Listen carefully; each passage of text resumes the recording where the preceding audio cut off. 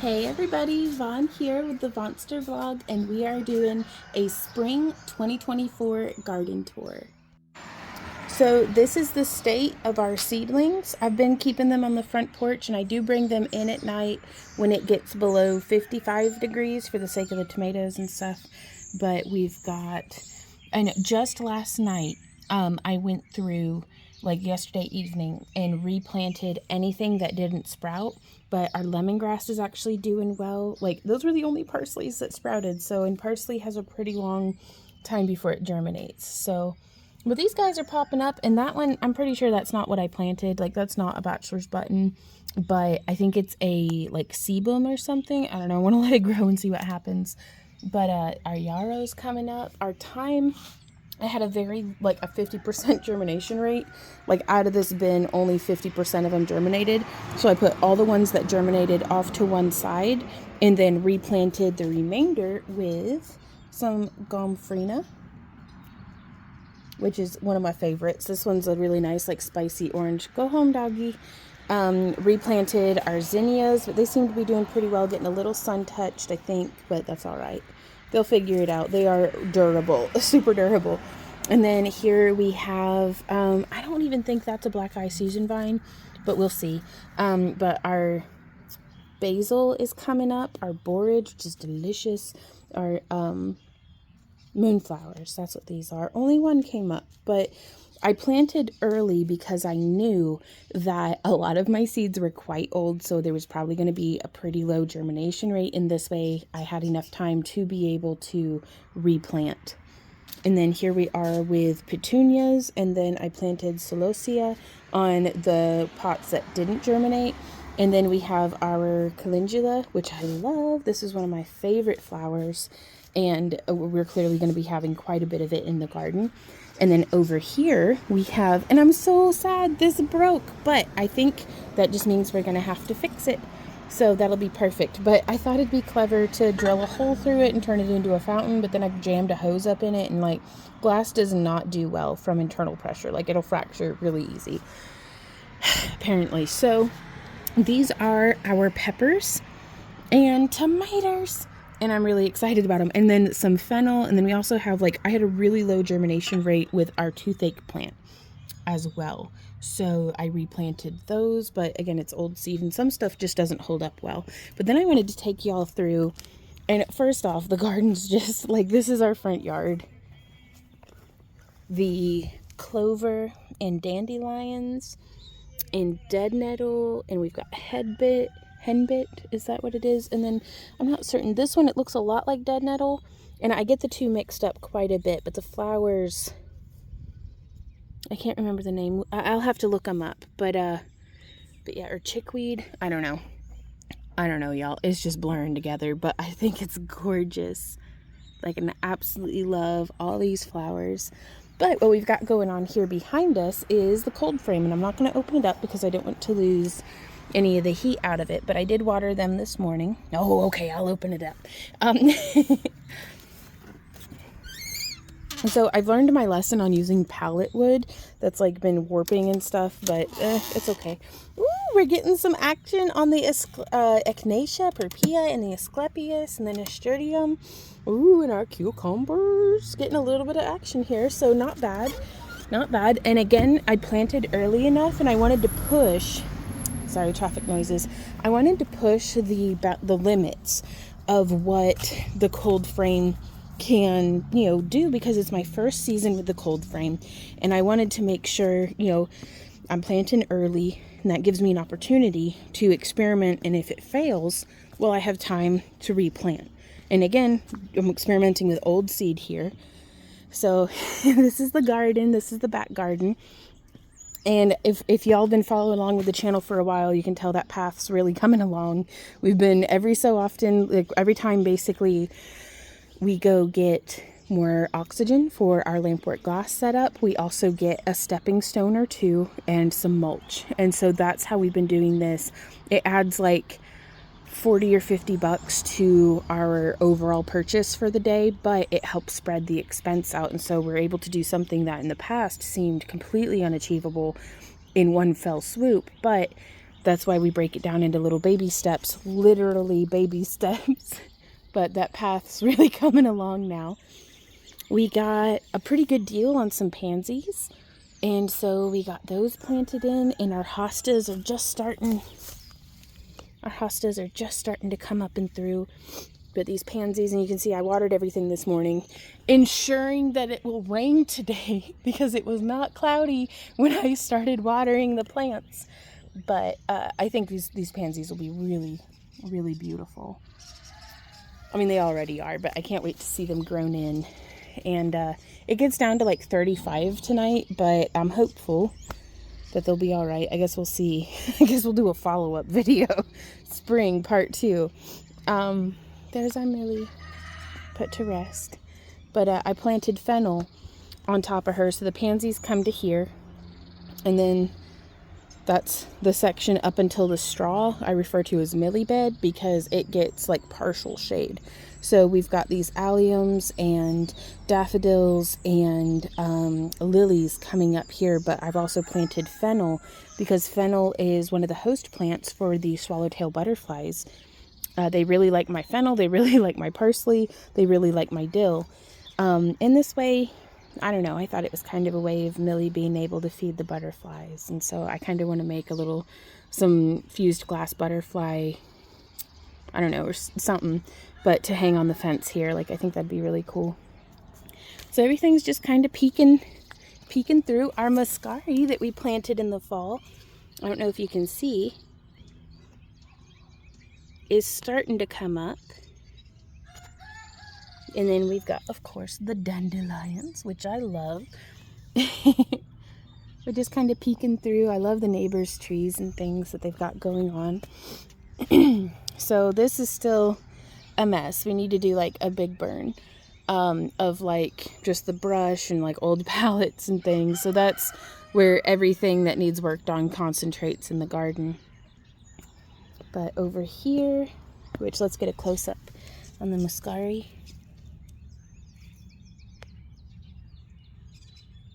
If it'll focus. It's just such a beautiful flower. Well, I'll go through and get some B-roll of like stuff being pretty. I mean, it's all already pretty, but like the cute like close-up shots and everything.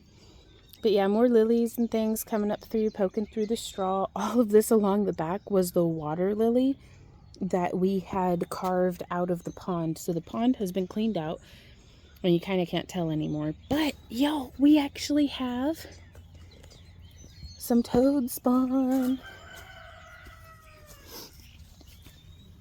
So let's see. You can see them. Oh my gosh, and they've grown quite a bit. Is that a bug? Hey bug. Can't wait till these toads are grown and they'll eat you. But yeah, it's been pretty cold, so there's not a whole lot of movement.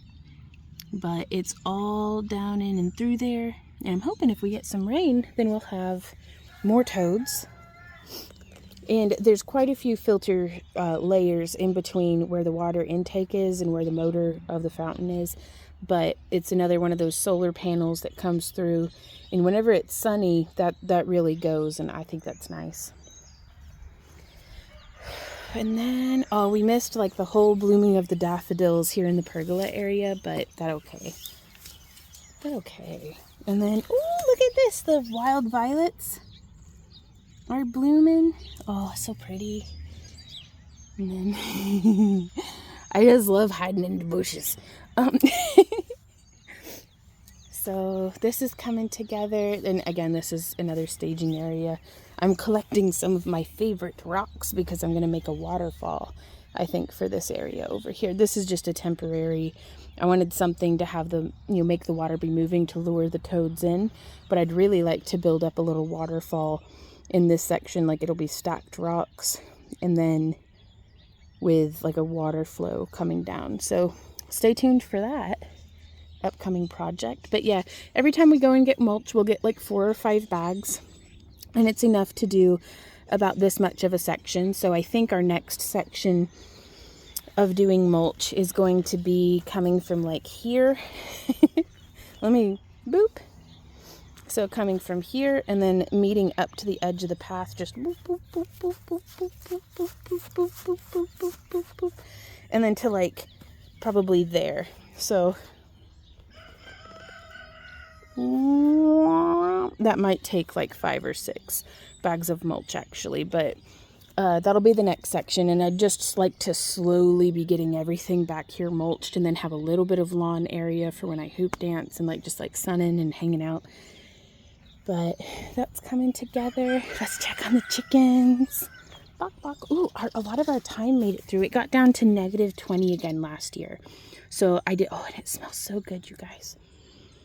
Oh my gosh. So I didn't know, like, I don't know if this butterfly bush will be coming back. I don't know if this grapevine will be coming back, but it's really encouraging to see that this thyme is coming back. And I'm wondering if I'd be able to take cuttings and root them. Like, I need to research how to propagate thyme, because I could probably do to trim back all of this that's overhanging. Just because it's probably going to get, you know, abused by the weed whacker anyways. And then I'd love to be able to like put it in between these stepping stones and stuff, but we'll see. We'll see. And then we have some violas. Look at their beautiful little faces, you guys. Oh my gosh. Oh, so sunny and happy. We have some violas. We have some pansies. I've planted, and nothing's really coming up yet, but I've planted some different kale varieties in this bed, as well as some dock along the end here.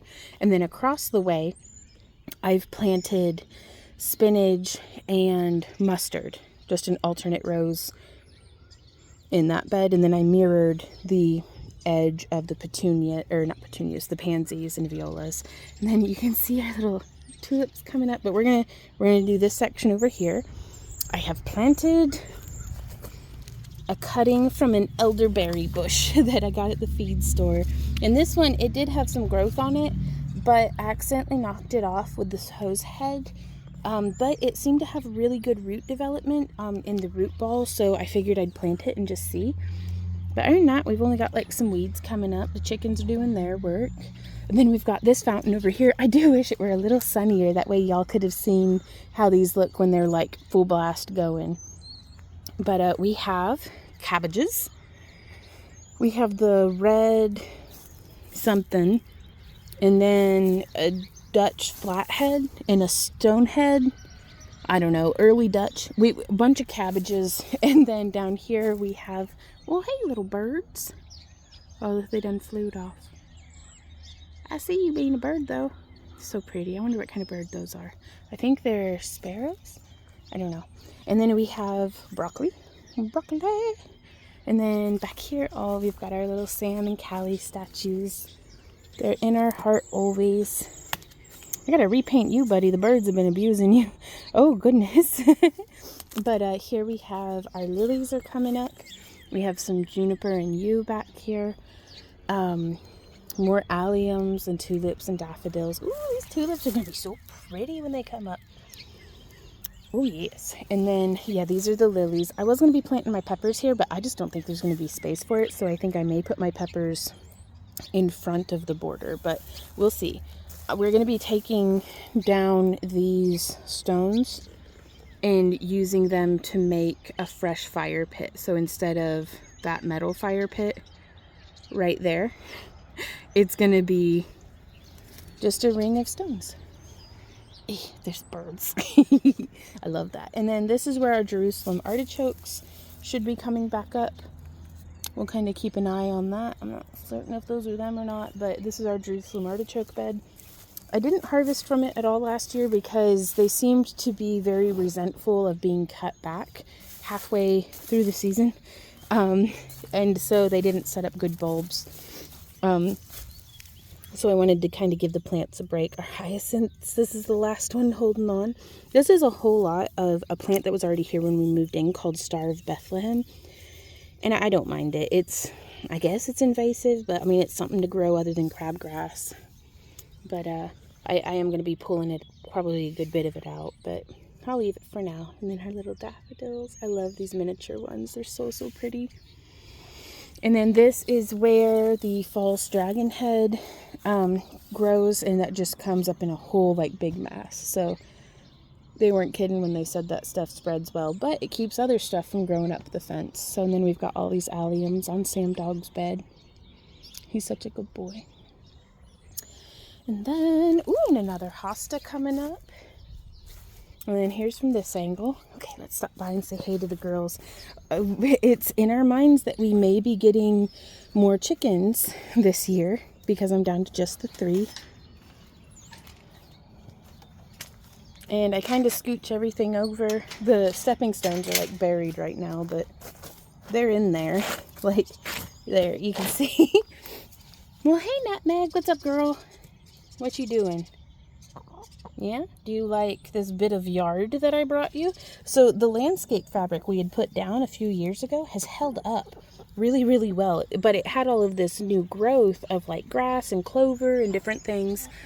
And so I just peeled it up yesterday when we were putting down that mulch in what we're calling Denethor Lane because it's got tomatoes on either side.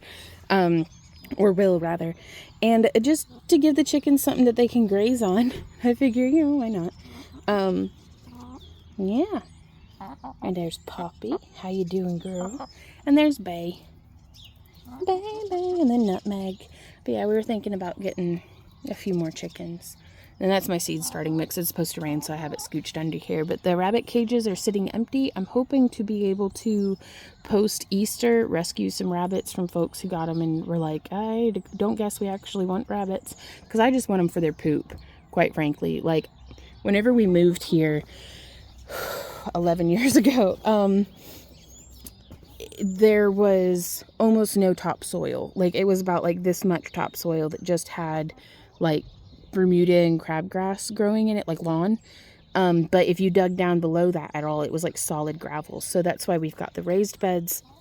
And that's why we've worked so hard over this past decade to build our soil. Because like this back part especially is still kind of the worst off as far as being soil compacted and just being mostly gravel underneath it. Because it was fill, like from the old mines. Whenever this house that we're in was built in 1905.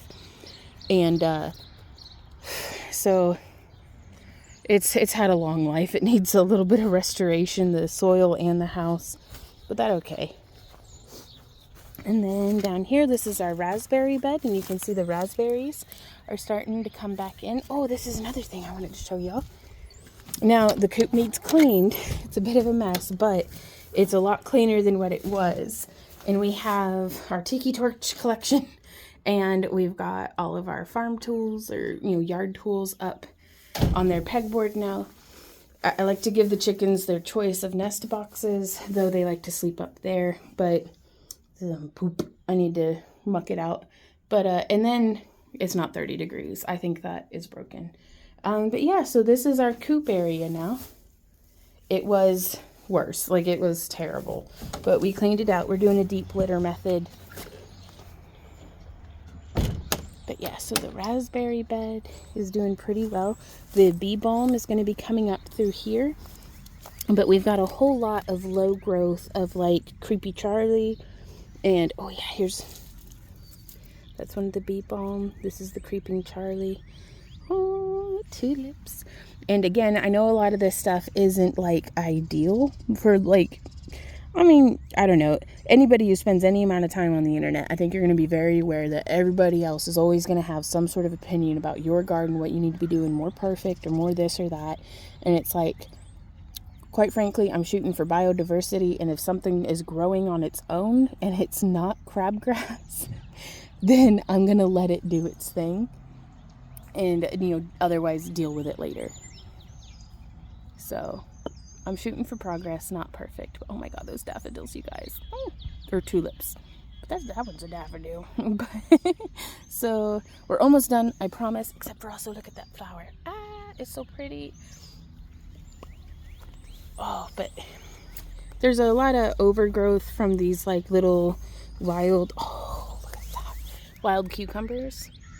But that'll come off probably in the next windstorm. Oh, and I love that, like, just the little, like, pooled puddles of little fairy ponds of water. I'd love to look at that under a microscope and see just what kind of life is in it. Ooh, and then over here, we have lamb's quarters, which this is my favorite size to eat lamb quarters because it's not bitter yet. Beautiful daffodils.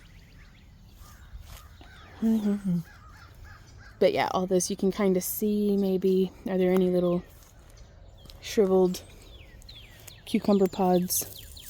But all of this was these just little like fairy cucumbers, and it's really easy to take down, but it's mixed in with all these spiny raspberry canes. So that is what that is, but that's okay. Our onions are coming up. Oh, I didn't even show y'all. We're gonna come around from this way.